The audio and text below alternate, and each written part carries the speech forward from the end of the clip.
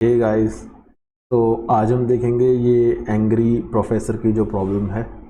Angry professor की जो problem है बहुत ही आसान है। मैंने पूरा कोड समझाया है, कैसे कोड लिखा है, प्रॉब्लम क्या है, एक एक चीज़ डिटेल में विद टेस्ट केसेस, और सारे ही टेस्ट केस पास हैं। और मैं गिटहब का आपको लिंक भी दे दूंगा ताकि आप कोड रेफर कर सकें। कॉपी मत कीजिएगा, just refer it if you feel that you are stuck in the code somewhere. वैसे प्रॉब्लम बहुत आसान है। इसमें टाइमिंग्स दिए हुए हैं, दो ही कंडीशन है बेसिकली।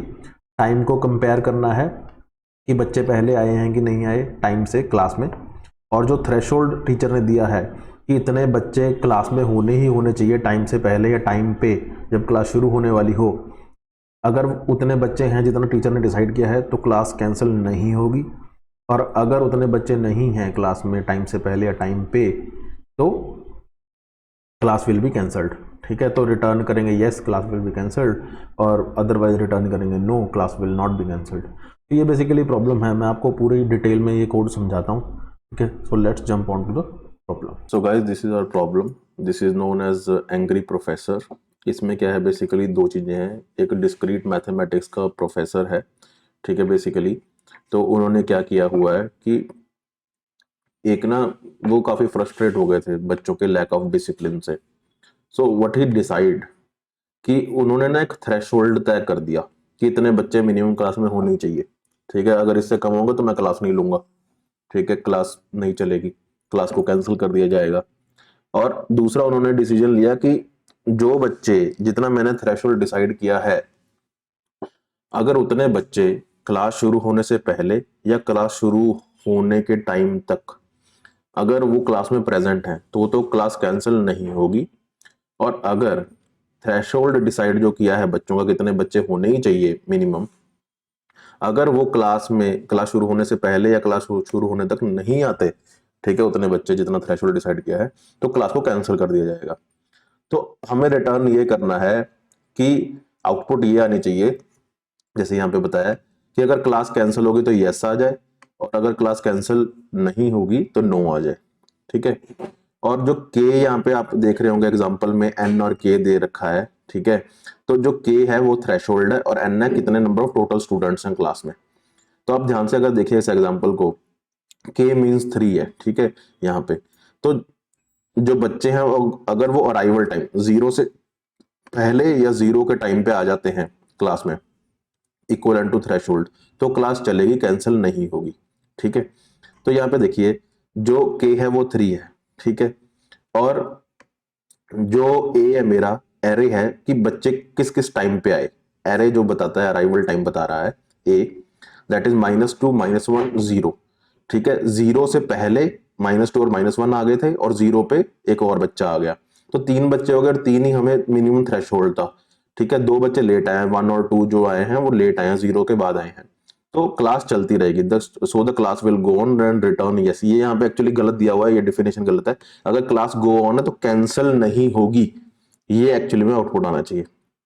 ठीक है, सो यहाँ पे अगर आप ध्यान से देखिए, ये जो सैंपल इनपुट है कि दो टेस्ट केसेस है। पहला टेस्ट केस ये वाला है कि टोटल बच्चे क्लास में 4 हैं और के मेरा 3 है, मतलब एन मेरा 4 है और के है जो 3 है, मतलब 3 बच्चे टाइम से पहले आने चाहिए। तो ध्यान से देखिए, ये मेरा राइवल टाइम है, 2 बच्चे 0 से पहले आए, -1 और -3, और 2 बच्चे बाद में, लेकिन थ्रेशोल्ड मेरा 3 था कि 3 बच्चे टाइम पे या टाइम से पहले आ जाने चाहिए थे क्लास में, तो क्लास कैंसिल हो जाएगी। तो आउटपुट क्या है, yes class will be cancelled. और ऊपर ध्यान से देखिए इन्होंने गलत बता रखा है कि क्लास विल गो ऑन, तो रिटर्न यस कर दो, यहाँ पे ये चीज गलत है, तो यहाँ पे रिटर्न नो आना था। ठीक है, क्योंकि क्लास कैंसिल नहीं हुई। ठीक है, so this is the reality. अब यहाँ पे देखिए दूसरा टेस्ट केस देख लीजिए जो इन्होंने दिया हुआ है कि 4 बच्चे टोटल है क्लास में और 2 बच्चे टाइम पे आने चाहिए थे, टाइम से पहले टाइम के बाद। तो क्लास में 2 बच्चे पहले आ गए, एक जीरो पे आ गया, एक -1 पे आ गया, 2 बच्चे 0 से पहले आ गए, क्लास शुरू होने से पहले आ गया एक बच्चा और क्लास शुरू होने के टाइम पे आ गया, और ये दोनों बच्चे लेट आए हैं। लेकिन थ्रेशोल्ड मेरा 2 ही था, के इक्वल टू 2 था, तो क्लास कैंसिल नहीं होगी, तो आउटपुट क्या आ जाएगा, नो आ जाएगा। तो यही यहाँ पे एक्सप्लेनेशन में इन्होंने समझा रखा है काफी easily. So this is the case. तो ये हमें केस बनाना है। ठीक है, तो शुरू करते हैं। सो एक एग्जांपल ले लेते हैं, जैसे एन मेरा है 4 और के मेरा है 3 और अराइवल टाइम ऑफ जो भी एरे है, टाइम का एरे है बच्चों का, भी बच्चे कब कब आए, ठीक है। एक बच्चा 0 पे आ जाता है, एक बच्चा 1 पे आ जाता है, एक बच्चा मान लीजिए -1 पे आ रहा है, और एक बच्चा आ रहा है -2 पे, ठीक है। सो इंडेक्सेस देख लेते हैं एरे के, that is 0th index, first index, second index and third index. अब अगर हम ध्यान से देखें कि क्लास कैंसल होनी चाहिए, यस और नो, ठीक है। तो ये देखिए पहला बच्चा टाइम पे आ गया, अराइवल टाइम जो मेरा है वो लेस देन इक्वल टू अगर 0 है, ठीक है, तो ये बच्चा ऑन टाइम है, ऑन टाइम है। और ये जो बच्चा है ये लेट है, ठीक है। ये जो बच्चा है ये टाइम, प्री टाइम लिख लेते हैं, टाइम से पहले है, और ये बच्चा भी टाइम से पहले है। तो क्लास में जो मेरे 3 बच्चे हैं, ये 2 और ये जो ये 3 बच्चे हैं, ये टाइम से पहले या टाइम के 80 जो हमने यहाँ पे है, मतलब जो ये जो 3 बच्चे हैं ये टाइम से पहले या टाइम पे पहुंच गए थे क्लास में, और मेरा जो थ्रेशोल्ड था के था जो वो भी 3 है, तो क्लास चलेगी, क्लास विल गो ऑन। तो क्लास क्या कैंसिल होगी? नहीं, क्लास कैंसिल नहीं होगी। तो आउटपुट क्या आएगा? नो आएगा। ओके, सो हमने ये बनाना है। तो मान लीजिए मेरे पास, मैं आपको बाद में कोड भी दिखाऊंगा और लिंक भी दे दूंगा कोड का। तो मान लीजिए हम एक लूप चलाते हैं, ठीक है, फॉर लगा लीजिए i इक्वल टू 0, आप डिक्लेरेशन वगैरह देख लीजिएगा। वैसे इंट i अगर आप पहले ही डिक्लेयर कर दें या लूप के अंदर भी डिक्लेयर हो जाएगा, कोई दिक्कत नहीं है।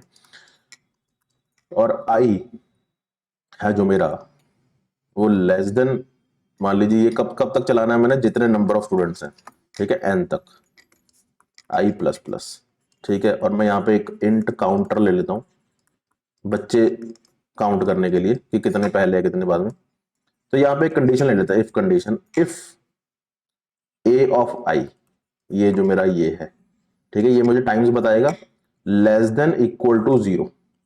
अगर a of i less than equal to 0 है तो क्या आ जाएगा? काउंट प्लस प्लस होता रहेगा कि इतने बच्चे भाई टाइम से पहले आ गए, ठीक है, या टाइम पे आ गए।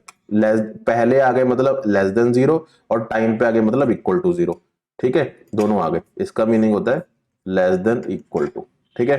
तो ये काउंट करता रहेगा। यहाँ पे हम लूप क्लोज कर लेते हैं। तो यहाँ पे मान लीजिए अब काउंट करेगा, पहला जो बच्चा है ये चलेगा, ठीक है। अब ध्यान से देखिए, ये इक्वल टू 0 हो गया, ये लेस देन 0 हो गया, ये भी लेस देन 0 हो गया। तो काउंट की वैल्यू क्या आ जाएगी? काउंट की वैल्यू आ जाएगी 3।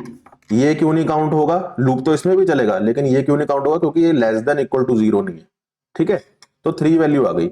अब जब लूप खत्म होगा तो मैं एक ही कंडीशन चलाऊंगा। क्या कंडीशन चलाऊंगा? इफ जो मेरा काउंट है वो ग्रेटर देन और इक्वल टू के है, मतलब थ्रेशहोल्ड से या तो ज्यादा बच्चे हैं जितने टीचर ने डिसाइड किए थे, उससे ज्यादा बच्चे हैं, या उतने बच्चे हैं जितने टीचर ने डिसाइड किए थे। तो जो स्ट्रिंग है मेरा वो क्या रिटर्न हो जाए? मैं यहाँ पे स्ट्रिंग भी ले लेता हूँ, एक कैर str ले लेते हैं, ठीक है। मैक्सिमम क्या है इसमें? 2 ही चीजें आएंगी, या तो नो आएगा या यस आएगा। तो यस में 3 कैरेक्टर्स हैं, तो 3 का मैं डिक्लेयर कर लेता हूँ, ठीक है। तो स्ट्रिंग है जो मेरा, तो वो रिटर्न करेगा नो, कि क्लास कैंसिल नहीं होगी। कैंसिलेशन के बारे में एल्स, कि एल्स में क्या कंडीशन आ जाएगी? आप कंडीशन ले भी सकते हैं, नहीं भी ले सकते। अगर नहीं लेनी तो ऑटोमेटिकली सिस्टम का सोचेगा काउंट जो है एक ही कंडीशन रहेगी ना, लेस देन, ग्रेटर देन और इक्वल टू, 3 ही कंडीशन होती हैं, तो एक ही रह गया कि जो काउंट है वो लेस देन के है, यही एक कंडीशन रहेगी, ठीक है। एल्स क्या होगा? स्ट्रिंग क्या रिटर्न हो जाएगा? स्ट्रिंग रिटर्न हो जाएगी यस, की क्लास कैंसिल होनी चाहिए अगर थ्रेशोल्ड से कम बच्चे आए हैं। तो दैट्स ऑल, मैटर क्लोज। तो रिटर्न क्या कर देंगे हम? रिटर्न कर देंगे स्ट्रिंग। सो ये मेरा प्रोग्राम है बेसिकली, ठीक है। यहां पे हमने देखा कितने बच्चे पहले आ गए, ठीक है। अगर पहले जितने जितने भी बच्चे यहाँ पे काउंट में सिलेक्ट हुए हैं, अगर वो थ्रेशहोल्ड से ज्यादा है और थ्रेशहोल्ड के बराबर है तो क्लास कैंसिल नहीं होगी, और अगर वो थ्रेशहोल्ड से कम है तो क्लास कैंसिल हो जाएगी, ठीक है। So this is our case of code. तो अगर मैं आपको दिखाऊं जो मैंने आपको समझाया है, तो ये कोड मैंने यहाँ पे पहले लिख रखा है, बिल्कुल सेम कोड है जो मैंने आपको समझाया, ठीक है। अगर आप ध्यान से देखेंगे यहाँ पे मैंने काउंटिंग की है, ठीक है, फिर मैंने जो काउंटर है उसको कंपेयर किया है थ्रेशहोल्ड के साथ यहाँ पे इस कंडीशन में, ठीक है। जैसे मैंने आपको बताया यहाँ पे देखिए, यहाँ पे मैंने बताया कि काउंट है जो मेरा, वो अगर आप एल्स में कंडीशन लगाना चाहते हैं तो एल्स इफ करके कंडीशन लगा सकते हैं। अगर कंडीशन नहीं भी लगाना चाहते तो सिस्टम समझ जाएगा कि ग्रेटर देन और इक्वल टू तो यहाँ पे ले ही लिया, यहाँ पे तो सिर्फ लेस देन की ही कमांड है। ठीक है।